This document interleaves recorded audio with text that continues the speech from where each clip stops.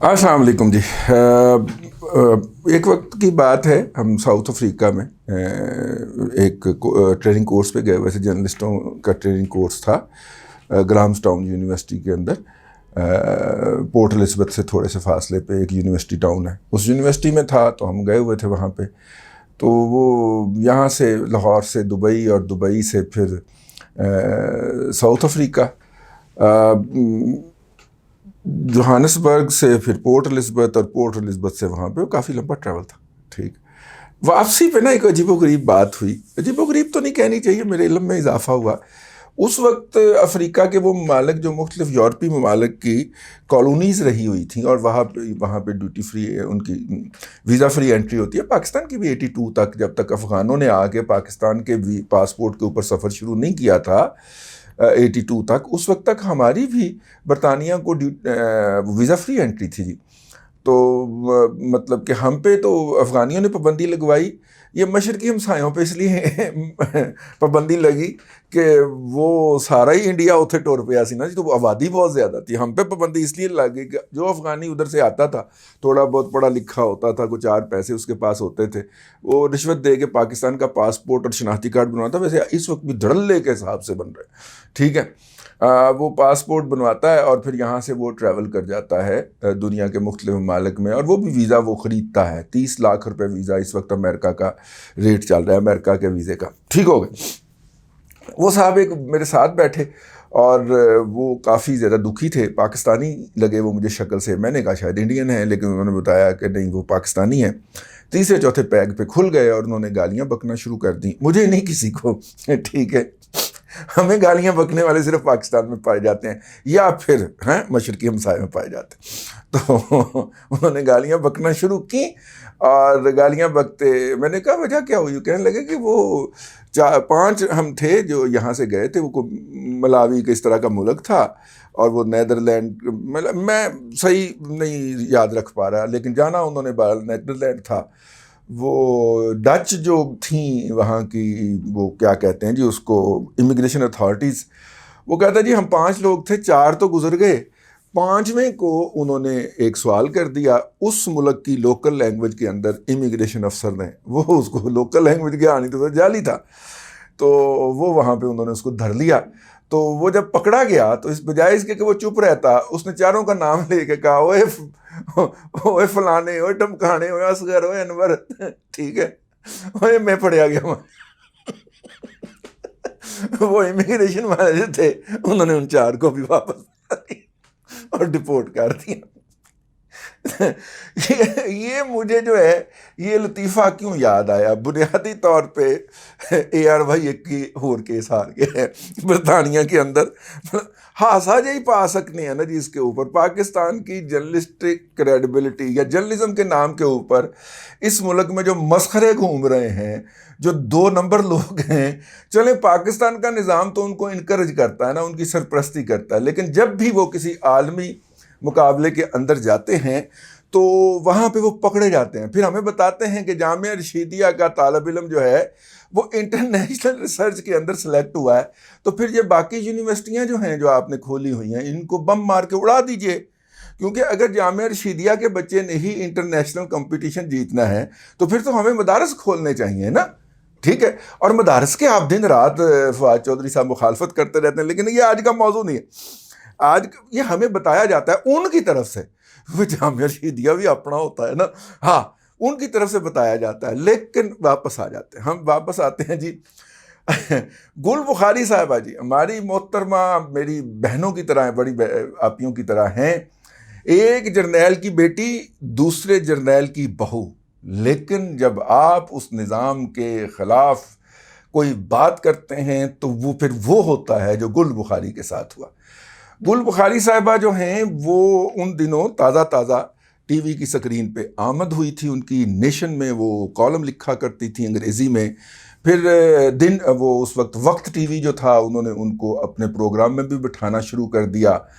और वक्त टीवी जो था, इनके प्रोड्यूसर जो थे वो मेरा ख्याल है छोटे भाइयों की तरह हैं, اور وہ اکثر ان سے گل سے براہ راست رابطہ تو نہیں تھا، لیکن اس بچے کے ذریعے ہمیں گل کی سرگرمیوں کا پتہ چلتا رہتا تھا کہ وہ کیسے، مطلب کہ ہم جو میں پروڈکشن کا آدمی ہوں جی، اسکرین پہ تو مجبوری کے تحت بیٹھا ہوں پاپی پیٹ کے لیے، تو پروڈکشن میں ہم ہوتے ہیں کہ وہ بیفور دا کیمرہ اور آف دا کیمرہ بیہیویئر کیسا ہوتا ہے ان کا، مطلب کہ سارے حسن نثار بھی تو کوئی ہوتا ہے نا، ٹھیک ہے، بلکہ کئی ہوتے ہیں، اور ٹھیک ہے، بڑے بڑے بہت بڑے بڑے جو ہوتے ہیں وہ آف کیمرہ حسن نثار بن جاتے ہیں اور آپ کو وہ الو کی کہانیاں سناتے ہوئے پائے جاتے ہیں۔ خیر، وہ بھی ایک احترام کا جذبہ، جب ان کے بارے میں انہوں نے ہمیں بتایا کہ وہ بہت ہی ریفائنڈ اور سوفسٹیکیٹڈ خاتون ہیں، تو ہمارے دل میں بغیر ملے ان سے ان کے لیے احترام کا جذبہ بڑھ گیا۔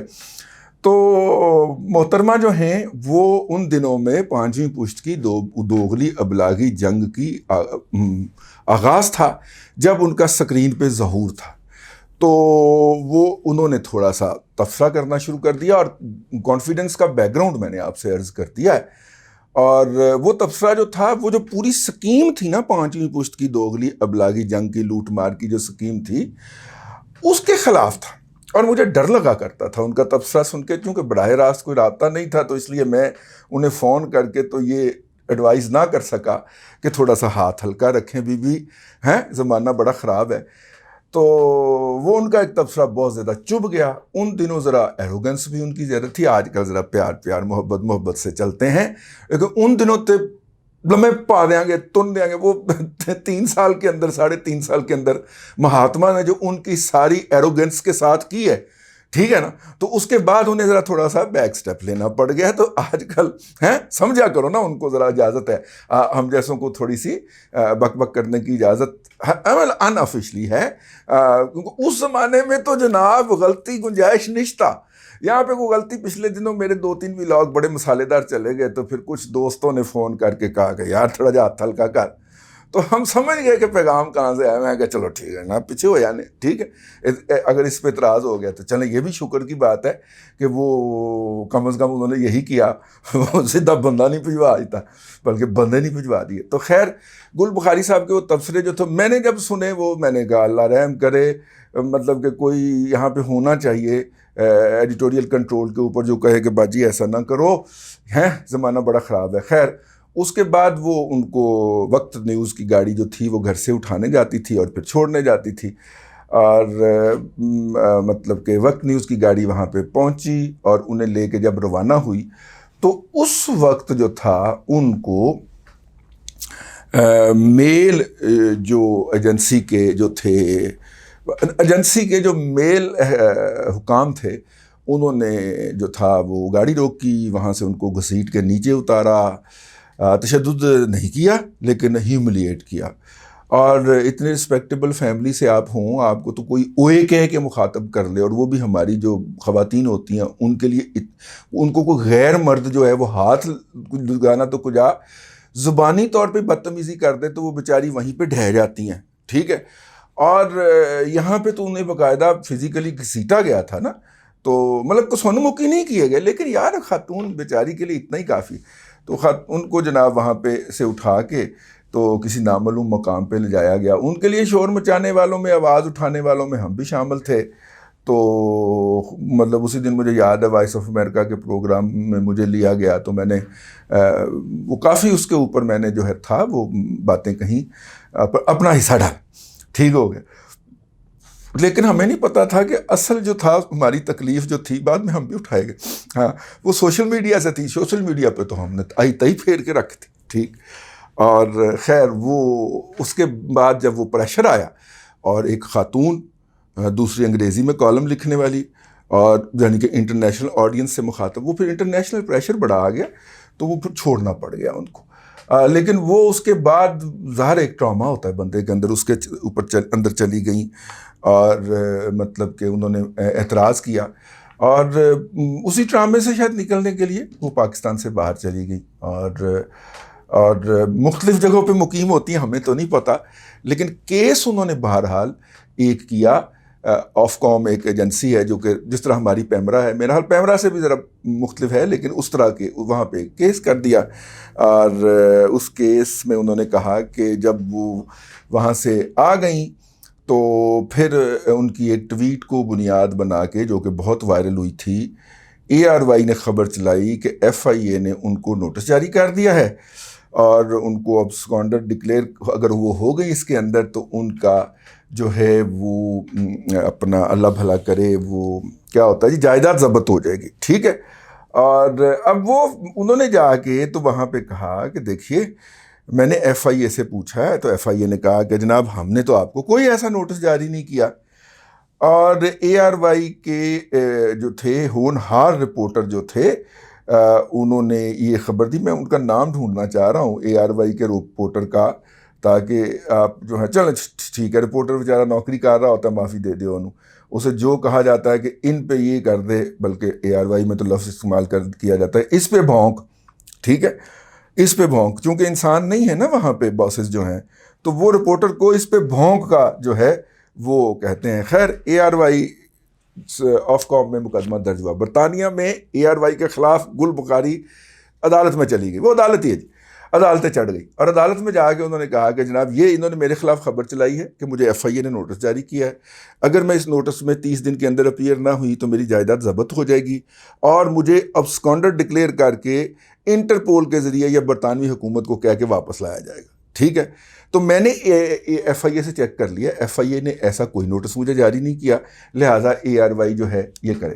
آف کام کے پاس جا کے انہوں نے کہا، اب یہ وہ بات ہے یار، یہ وہ بات ہے جس کے لیے میں نے آپ کو بگننگ کا وہ لطیفہ سنایا تھا، یہ وہ بات ہے۔ اے آر وائی نے کہا کہ انہیں کہا کہ جی وہ جو نوٹس جاری کیا تھا اس کی کاپی پروڈیوس کر، تو وہ ہونہار رپورٹر صاحب کاپی پیش نہیں کر سکے، بلکہ انہوں نے کہا کہ جی انویسٹیگیشن کا آغاز ہوا تھا تو میں نے اس کے اوپر خبر دے دی تھی، انویسٹیگیشن کا آغاز ہوا تھا اس کا، وہ ایف آئی اے تو کہہ رہی ہم نے کوئی ایسی بات نہیں کی، آپ کے پاس کوئی ڈاکومنٹ ہے تو وہ دے دیں، ٹھیک ہے۔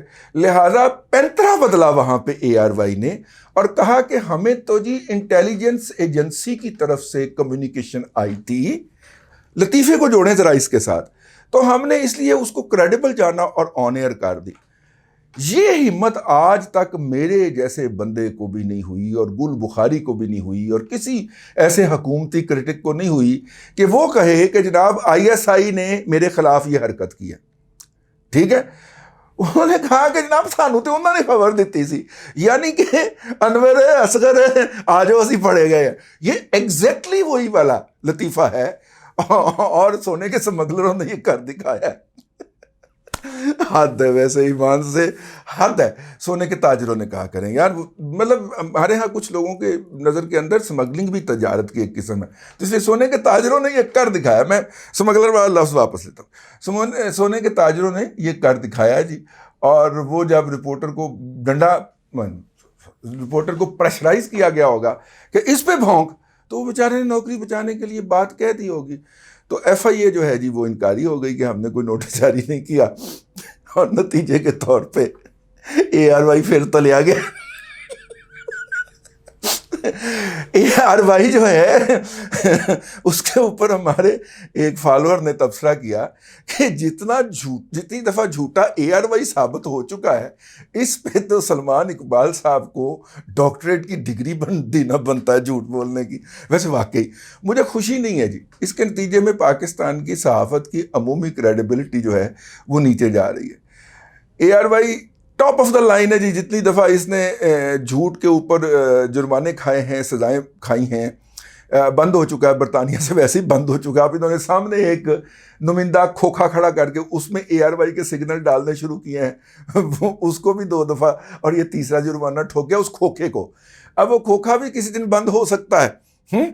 تو خیر یہ جو ڈائلاگ ہے نا ان کے درمیان دلچسپ ہے بڑا، وہ فیصلہ آیا ہے اور وہ فیصلہ پڑھنے کے لائق ہے۔ ایک تو انہوں نے کہا کہ جی ہمیں ایک انٹیلیجنس ایجنسی نے جناب وہ بھیجا تھا، اب آئی ایس پی آر کو انٹیلیجنس ایجنسی تو نہیں کہا جا سکتا پھر، ٹھیک ہے، تو انٹیلیجنس ایجنسی تو ایک ہی ہے، نمبر 1 ہے، تو انٹیلیجنس ایجنسی نے بھیجا تھا تو ہم نے وہ نشر کر دیا اس کو کریڈیبل سمجھتے ہوئے۔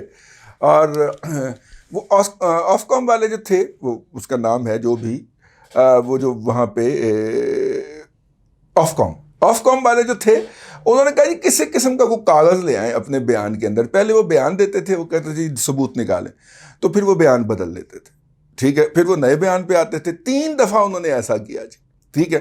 اور آخر میں آف کام نے کہا کہ ٹھیک ہے ججمنٹ ریزرو ہے, اور تن کے اس نے ججمنٹ دیا ہے.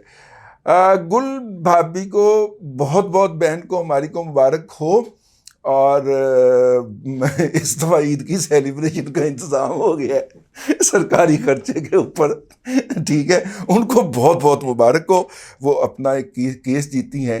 اگرچہ یہ اس ہیوملیشن کی کمپنسیشن نہیں ہے جو ان کے اوپر مسلط کی گئی تھی لاہور کینٹ کے علاقے میں, جب ان کو اغوا کیا گیا تھا اور تشدد کا نشانہ بنایا گیا تھا.